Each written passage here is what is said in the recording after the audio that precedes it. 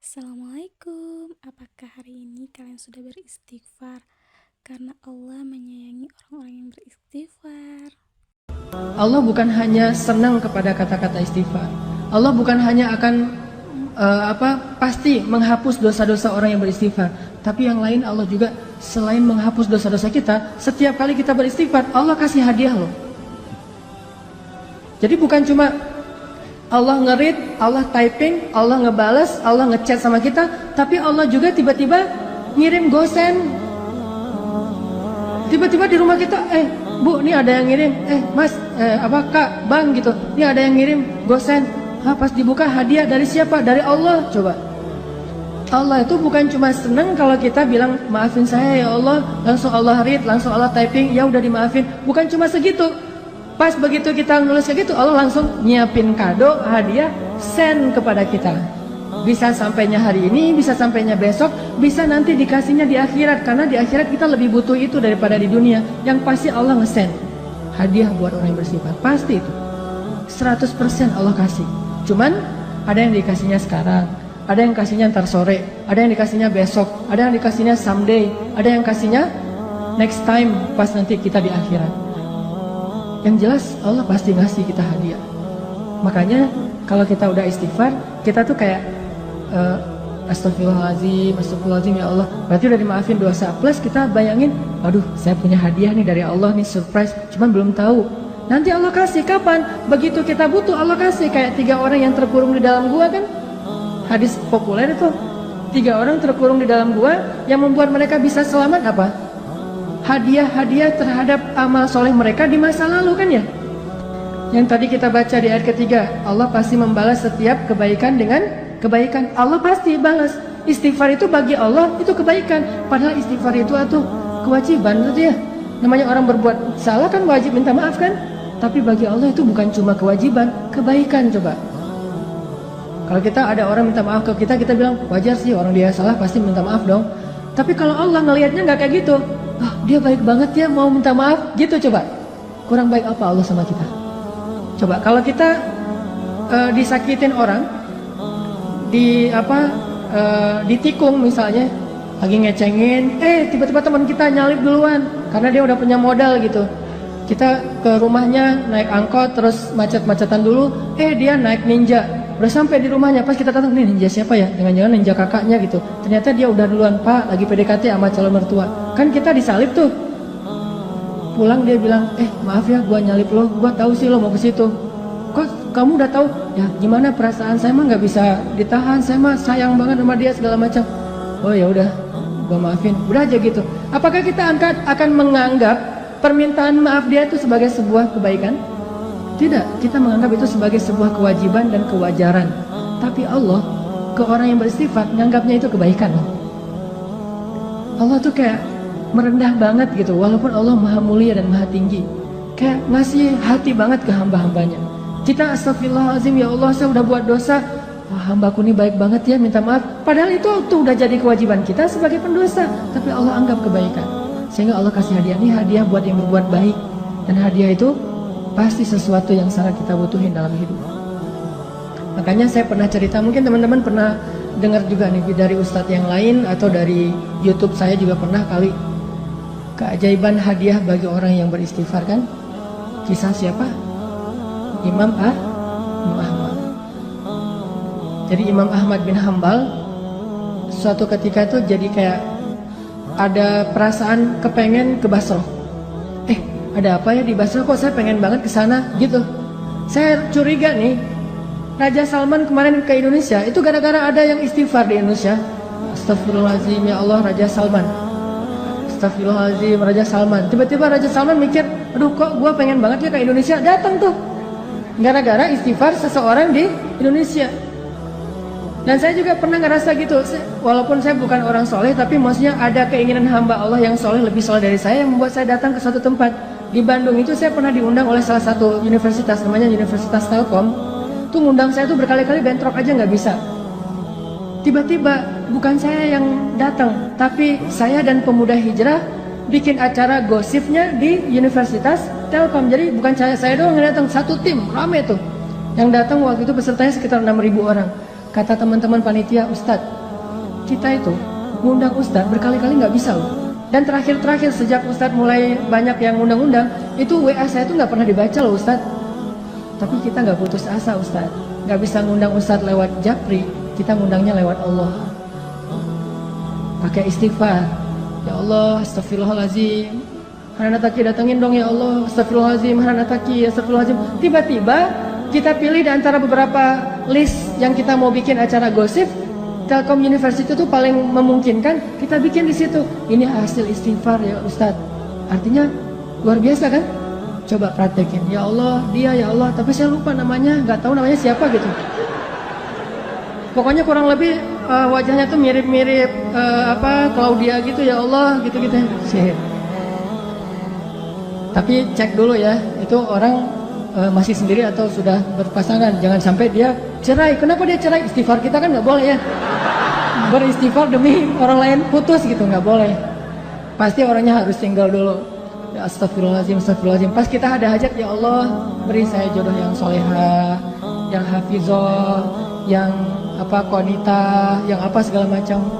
Pas ketemu benar, Neng, kak namanya siapa? Solehah, qanitah, hafizah gitu. Sesuai dengan permintaannya. Walaupun dia baru belajar tahsin 1 gitu, tapi namanya solehah, qanitah, hafizah. SQF, solehah, qanitah, hafizah. SQH. Nah gitu deh pokoknya. Jadi Imam Ahmad, by the way teman-teman, Imam Ahmad itu ulama dengan hafalan hadis yang terbanyak loh. Tahu berapa hafalan hadis Imam Ahmad? Kalau kita kan hafal hadis itu 1 ya, dari dulu sampai sekarang. Innamal a'malu ini. Kalau Imam Ahmad 1 juga, 1 juta. Hafalan hadisnya 1 juta. Imam Syafi'i aja gurunya Imam Ahmad itu respect banget, takjub sama Imam Ahmad. Imam Syafi'i tahu sendiri kan, yang hafalannya itu gimana? Kalau baca buku, beliau takut hafal. Baca buku takut hafal. Jadi kalau dia baca buku 2 halaman gitu, 1 halaman ditutup. Aduh, saya takut nih kehafal.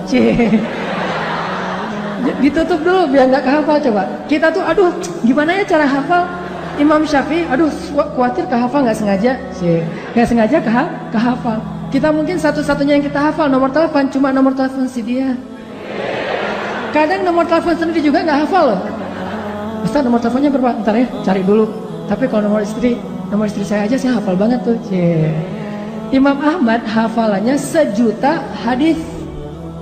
1 juta hadis, dan itu bukan cuma teks dengan sanad-sanadnya dari ini 1 juta. Saking luar biasanya kesolehan Imam Ahmad. Kan jadi selebgram banget tuh di masa beliau tuh ya. Followersnya udah jutaan lah pokoknya Imam Ahmad mah. Di mana-mana pengen Imam Ahmad, ngejapri, tapi kan namanya orang udah sibuk kayak Imam Ahmad kan nggak bisa ngebales. Akhirnya ngejapri langit. Tiba-tiba Imam Ahmad saya pengen banget ke Basrah. Ada apa ya di Basrah? Padahal saya nggak kenal orang loh di Basrah, tapi pengen. Setelah berapa hari kepengen, akhirnya azab, bel saya berangkat aja. Siapa tahu ada sesuatu yang saya dapat kebaikan di sana. Berangkat ke Basrah. Namanya orang tawadu, rendah hati, berangkat ke Basrahnya itu sendiri, nggak ada preparation apa-apa, nggak ngebooking pesawat, nggak ngebooking hotel, berangkat aja sendiri, backpackeran gitu. Jadi Imam Ahmad itu backpacker soleh. Dari Madinah ke Basrah backpackeran, jalan ke Basrah. Sampai di Basrah, karena nggak ada tempat menginap, beliau nginap di masjid terbesar di kota Basrah. Di dalam masjid lagi tidur, diusir sama marbot. Bang, ngapain tidur di sini? Pak, saya musafir dari Madinah, nggak ada tempat tinggal. Ya ini bukan hotel ini. Udah mirip Medan belum sih? Bah gitu ya. Ini bukan hotel ini. Mbah, kenapa tidur di sini? Udah keluar gitu. Diusir aja. Ini Medan, Bung, gitu ya. Keluar ya, akhirnya dia. Ini orang, Imam Ahmadnya orang Sunda, lagi kaget langsung kan, ketemu orang Medan gitu. Akhirnya keluar di teras. Di teras datang lagi tuh marbot. Marbotnya emang agak-agak kayaknya belum dapat gajian tanggal tua. Agak-agak nyebelin gitu. Kok masih tidur di sini? Katanya tadi nggak boleh di dalam. Akhirnya saya tidur di luar. Ya ini masih juga masjid. Udah keluar. Diusir aja. Sampai keluar, didorong-dorong gitu. Bayangin ulama besar, orang soleh, kekasih Allah didorong-dorong. Tapi emang kayak gitu takdir Allah. supaya jadi caper sama penjual roti. Penjual roti lagi tutup toko, ngeliat ada orang didorong-dorong, dipanggil, wahai Kisanak gitu ya, kalau radio dulu teh. Pak, Tuan, kenapa, ada apa, sini gitu. Tuan butuh apa? Saya musafir, pengen tempat istirahat tapi diusir di masjid. Oh ya udah, diistirahat aja di rumah saya kecil tapi lumayan lah untuk istirahat malam ini. Ya jazakallah khair, wahyakum, udah tinggal di situ. Subuh menjelang subuh, pas waktunya tahajud, Imam Ahmad bangun melihat si penjual roti lagi bikin roti, kan habis subuh dia jualan, jadi bikinnya sebelum subuh. Lagi bikin roti, ngaduk-ngaduk gitu. Setiap dia ngaduk dia bilang astagfirullahaladzim gitu. Bayangin, dawamkan satu perbuatan yang dibarengi dengan istighfar. Lagi nyalain motor, astagfirullah gitu. Bisa, lagi ngaduk juga bisa, lagi ngapain juga bisa, selama itu satu perbuatan yang mubah itu boleh-boleh aja. Jangan sambil berbuat dosa istighfar gitu. Atau istighfar tapi asik. Gimana istighfar tapi asik? Istighfar sambil main PlayStation. Wah, astagfirullahaladzim gitu. Nah, itu mah nggak boleh ya. Itu namanya mencampur adukan antara hak dan wala talbisul haqqa bil batil. Janganlah kalian mencampur adukan hak dan batil. Astagfirullahaladzim. Daripada ngelamun, daripada bengong gitu, mending daripada bersiul, ya udah astagfirullah aja. Walaupun mungkin bersiul boleh-boleh aja, tapi yang nggak dapat pahala, walaupun nggak dosa juga gitu. Astagfirullah. Imam Ahmad perhatiin, ini saya ngeliat udah 10 menit istighfar melulu. Didatengin sama Imam Ahmad. Tadi kepo juga. Mas, Bang, kan di Medan ya, Bang. Gitu. Oh, orang Bandung ya. Bang, saya lihat abang istighfar terus setiap ngaduk ini. Ya, kenapa? Enggak, saya penasaran aja, udah berapa lama kayak gitu? Alhamdulillah udah sekitar 10 tahun saya kayak gini. Saya selalu kalau ngaduk roti itu istighfar biar ada kebaikan setiap adukan roti. Siapa tahu rasa rotinya lebih gurih kalau bahasa kita. Oh, udah 10 tahun. Alhamdulillah. Terus boleh tahu nggak hasil dari dawamnya istighfar 10 tahun itu apa? Abang udah dapat apa nih dari istighfar? Alhamdulillah, sejak saya istighfar kayak gini, Allah selalu ngasih apa yang saya minta. Gak pernah saya berdoa yang Allah tolak, semuanya dikabulin sama Allah, kecuali satu yang belum dikabulkan. Apaan? Saya tuh pernah berdoa, ya Allah, saya pengen banget selfie sama Imam Ahmad.